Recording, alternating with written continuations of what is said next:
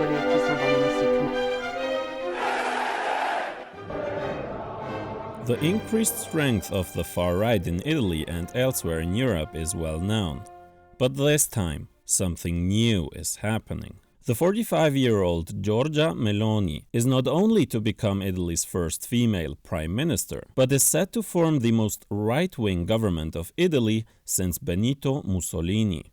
She would be the first Italian leader since 1945 whose political party has never clearly renounced its fascist background. Why is fascism still alive in Italy? How come it wasn't permanently defeated? This video is the first of 3 which I'll release leading up to the election on September 25th to answer these questions. Meloni's party, Fratelli d'Italia, is directly linked to its fascist past. To understand the political mess in Italy today, we must understand that past. In 1996, Meloni openly praised Mussolini. Moi, je crois que Mussolini, c'était un bon politicien. Tout ce qu'il a fait, il a fait pour l'Italie. Time and again, FDI parliamentarians, mayors, and party cadres make headlines with the fascist salute or with praise of the Duce and sometimes even Hitler. Is the likely win of Meloni gonna bring fascism to Italy?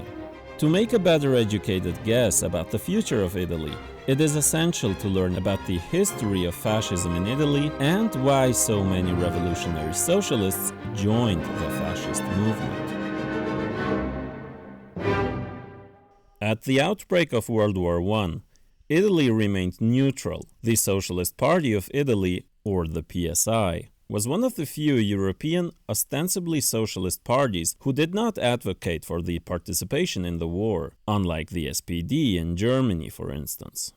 One of the more prominent members of the PSI, who was among those arguing against participation, was a certain Benito Mussolini, though his stance would only last for a few months. By the end of 1914, Mussolini fully supported the intervention of Italy in the war and would soon lead the fascist movement. This change in opinion didn't occur out of nowhere, however. Understanding Mussolini's seemingly quick shift to the right is important for Marxist struggle against opportunism and in grasping the rise of fascism in general. In earlier years, Mussolini, who had a working-class background, considered himself a Marxist, saying that Marx is, quote, the greatest theoretician of socialism. However, the Marxism that had reached him was a revised Marxism. It was through people like Arturo Labriola, Enrico Leone, and most prominently through Georges Sorel that Mussolini learned about Marxist theory. A great admirer of Marx, Sorel began to ditch key components of Marxist theory one by one, such as the theory of value, a critique of private property, or historical materialism. Quote, to reform in a bourgeois society is to affirm private property. This whole book, thus, presupposes that private property is an unquestionable fact. Like Labriola and Leone, who sought to combine Marx with marginal utility theory, he defended the importance of market forces, something Marxists want to abolish in the construction of socialism. Followers of Sorel, the so-called Sorelians, would later embrace non-intervention by the state in the economy to let competition for life and victory flourish, so to speak, in full agreement with the most extreme principles of the liberal political economy. He sided with German Social Democrat Eduard Bernstein when he put forth the revision of Marx in German Social Democracy. I already did an extensive analysis of this. You can watch that video by clicking on the eye in the top right corner. Sorel agreed with the need to revise Marx, but in a different direction. Whereas Bernstein wanted to update Marxism towards justifying reformism, Sorel maintained that revolution is the way forward. But to him, revolution was not something that arises out of the inherent contradictions of capitalism, but out of a conscious, spiritual choice by the proletariat, which needs to be assisted by the power of myth. He had apparently found the underlying spiritual and irrational truth in Marxism, a truth the orthodox Marxists had not understood, according to him. Quote, "A fully developed class is, according to Marx, a collectivity of families united by traditions, interests, and political opinions." Now, if you've actually read Marx, you would know what a big load of nonsense this is. Sorel would later declare that socialism is dead and would openly see common grounds with French reactionary Charles Maurras. The hate for, quote, bourgeois degeneration, unquote, and for the so-called bourgeois values remained and united them. But there was no rejection of the capitalist system itself. Now, doesn't that remind you of many self-proclaimed Marxists today? What is important to understand here is that the fascist movement, just like today, drew a lot from the anti-bourgeoisie, anti-liberal democracy, and a general anti-establishment sentiment of various currents. One such current was revolutionary syndicalism, heavily influenced by Sorel's ideas, since the general strike was the aspect most centered in Sorel's thought. Parts of the revolutionary syndicalist movement, frustrated with the results of the strike wave in the early 20th century, eventually found common ground with nationalist currents, leading to the nationalist-syndicalist synthesis, a key moment in the emergence of fascism. Already interested in Sorel, Mussolini became convinced by the ideas of the revolutionary syndicalist current. Mussolini was not a distinguished theoretician, but as a journalist, he would read a lot about a broad range of topics. Just like Labriola and Sorel, he became particularly interested by influential Italian economist Vilfredo Pareto. Many people know that name through popular concepts such as the Pareto principle or Pareto efficiency. During Mussolini's exile in Lausanne in French-speaking Switzerland at the beginning of the 20th century, he probably visited Pareto's lecturer, who was a professor there at the time. Mussolini was especially interested in Pareto's theory of elites, which states that elites play a dominant role in revolutions or regime changes, that they are the real source of change. Ordinary people were merely followers of such elites, who then replaced the elites of the former system. This is in contrast to the Marxist conception of revolution, which is expressed by the slogan, "The masses make history." A revolutionary communist party can lead and guide the revolution, but only if a critical mass of the working class population are ready to consciously and proactively bring it about. In 1910, Mussolini seemed to be a committed internationalist, anti-militarist, and a proponent of class struggle. He condemned the Italian nationalist movement, or the Italo-Turkish War of 1912. And he tried to initiate a general strike to protest the war, but it failed, and he was put in prison. Just like Sorel, he began to have doubts about the ability of the working class to fulfill its historic role. Already in 1909, he largely accepted Sorel's revised Marxism. But Mussolini, unlike Sorel, was an influential member of a socialist party. And just when the party embraced Mussolini's rise to the top, he began his ideological transformation, breaking away from socialist positions and slowly but surely moving towards fascism. Due to the failure of many strikes, many of the revolutionary syndicalists, just like Mussolini, became more and more convinced that it was not the class struggle, but nationalism itself that had to be strengthened in order to solve Italy's problems. Nationalism and patriotism experienced a rapid rise at the outbreak of the war. An opportunist could score lots of political points by riding that wave. Mussolini was expelled from the Socialist Party for his support for the war, and in October of 1914, with funding from an Italian armament firm, Mussolini formed the pro-war paper Il Popolo d'Italia, and by December he fully broke from any vestiges of Marxism, denouncing class struggle and prioritizing the nation. Quote, "The nation has not disappeared. We used to believe that the concept was totally without substance. Instead, we see the nation arise as a palpitating reality before us. Class cannot destroy the nation. The class struggle is a vain formula."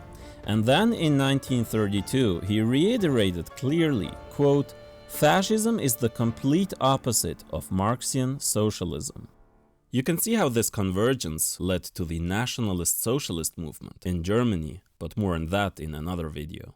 Mussolini was not the only one of the Italian socialists who broke with Marxism and siding with nationalism. It was a massive current of which Mussolini was just a part of.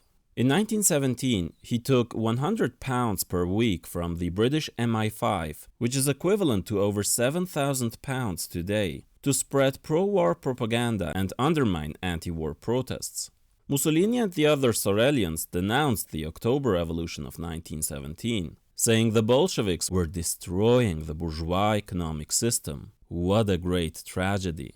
You can see how they linked the well-being of the working class to the well-being of the nation, which is in turn linked to the well-being of the capitalist mode of production. This narrative now became the backbone of their seemingly pro-worker rhetoric, which doesn't differ too much from the usual pro-capitalist rhetoric. In 1919, Mussolini created the Fasci Italiani di Combattimento, or Italian fighting bands in English, and along with it, several fascist fighting squads emerged with immense funding and support from big landowners and industrialists. They were established in various regions to fight the socialists and striking workers, who had become stronger after World War I.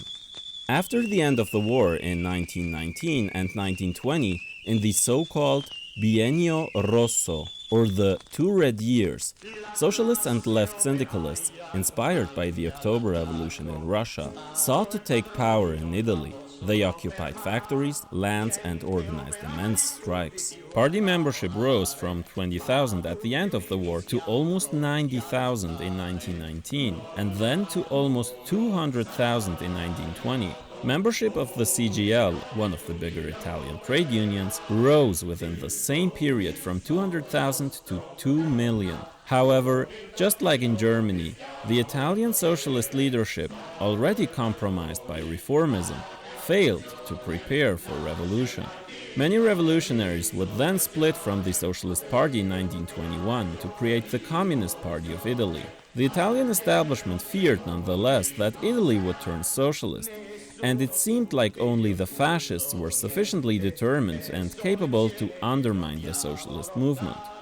One of the founders of the Communist Party of Italy, Antonio Gramsci, wrote in 1924, quote, "It became clear after the war that it was impossible for the Italian bourgeoisie to go on ruling with a democratic system."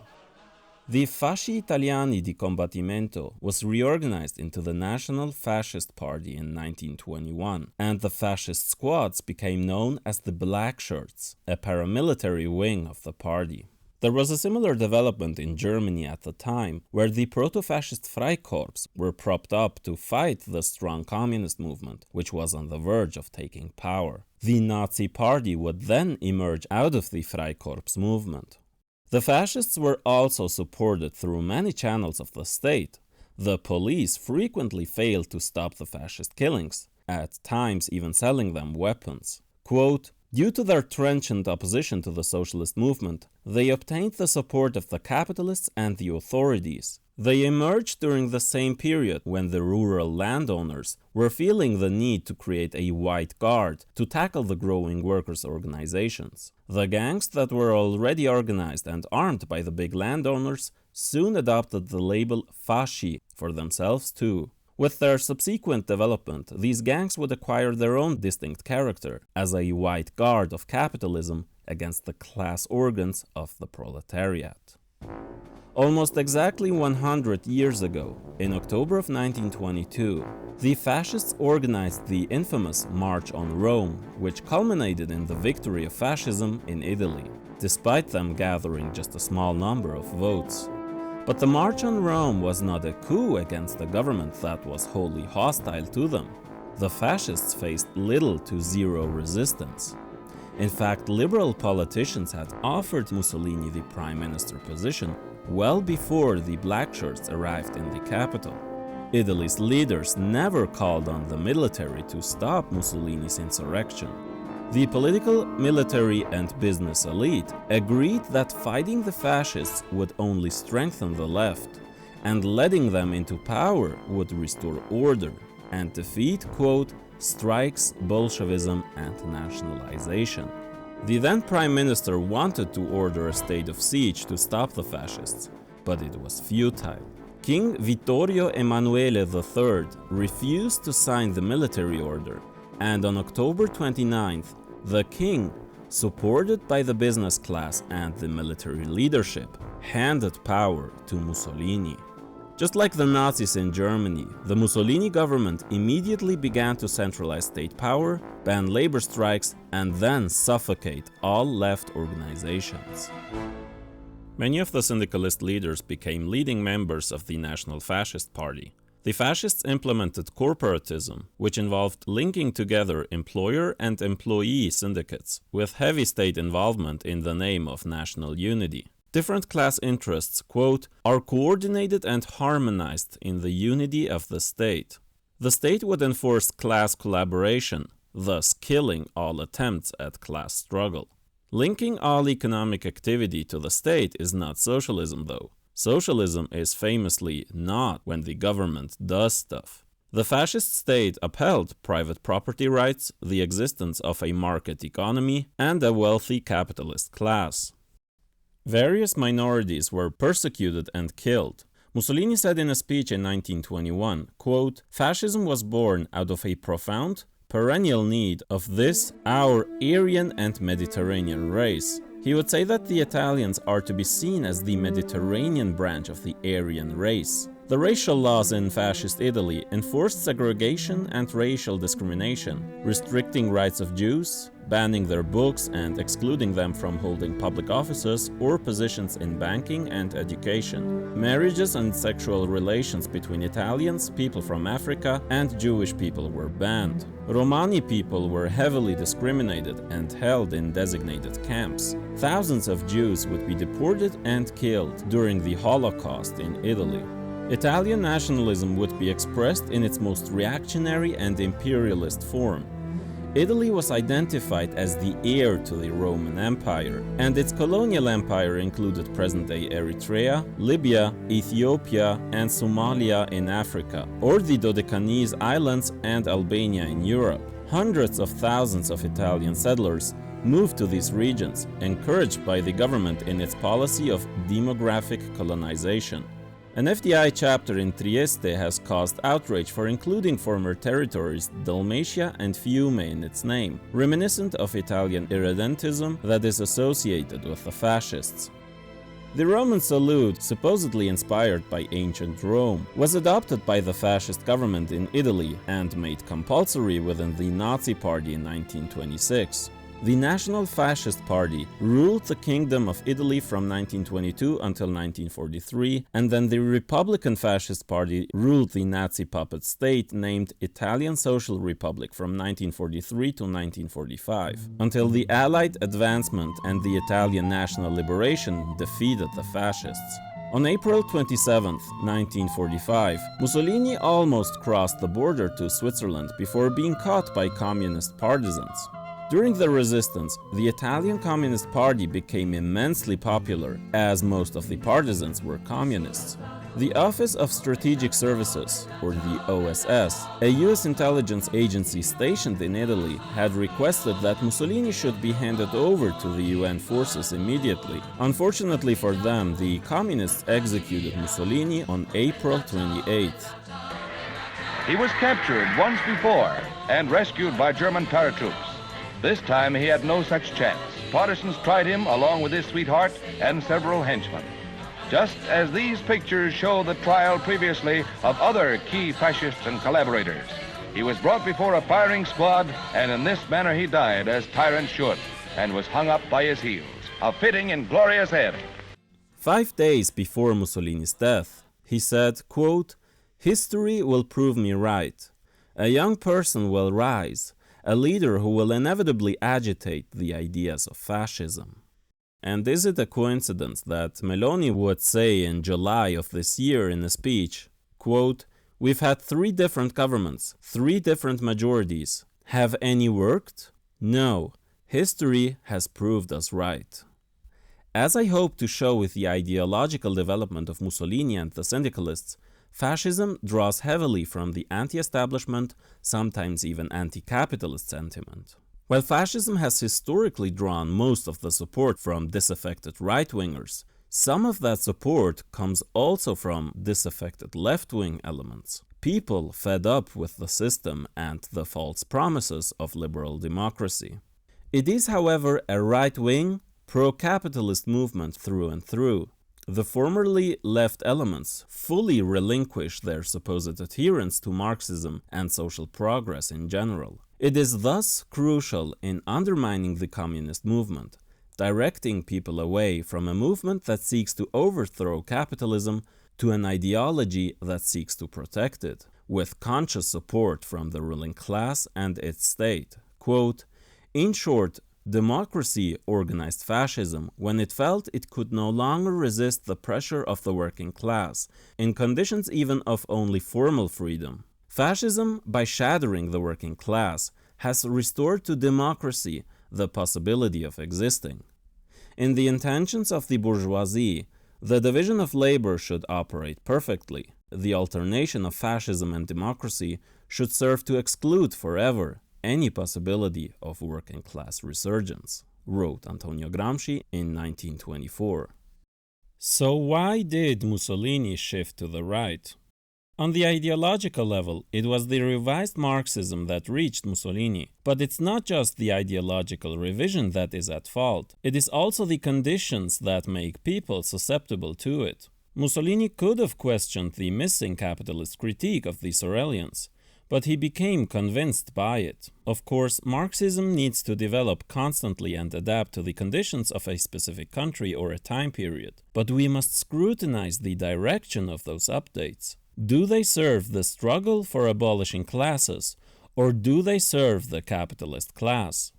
This is not dogmatism, because for Marxism to mean anything, it must differentiate itself from the liberal and fascist movement. If key principles of socialism aren't upheld, why struggle for socialism to begin with? Not everyone is in the socialist movement for reaching its goals. Some are in it for themselves. It requires constant struggle within a communist organization and within oneself to be aware of the forces that drag people toward compromising with the current system.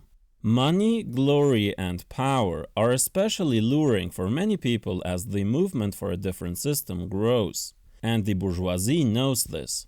So they frequently offer socialists positions within the political establishment to satisfy their need for institutional power, to make them compromise on their revolutionary principles. Such was the case with the Eberts and Scheidemanns in Germany, for instance. The road to abolish capitalism is long, hard, and uncertain.